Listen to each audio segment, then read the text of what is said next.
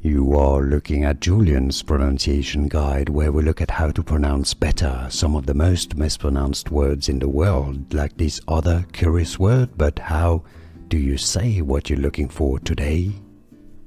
Let's learn how to pronounce this word and clarify the pronunciation. I know many mispronounce it, or at least are confused by it. If you want to learn more French cooking terms from French cuisine, you found the right channel. Definitely I've got more for you. Two different ways of pronouncing it: as a noun, as a cut of meat, or it can also be fish. It's filet, filet. It comes from French, the French pronunciation filet, and because it's French, the T is silent. Filet. Now, as a verb, when you actually make the cut, so you cut the meat, it's pronounced fillet. That's to fillet a fish, for example. So it can be pronounced fillet.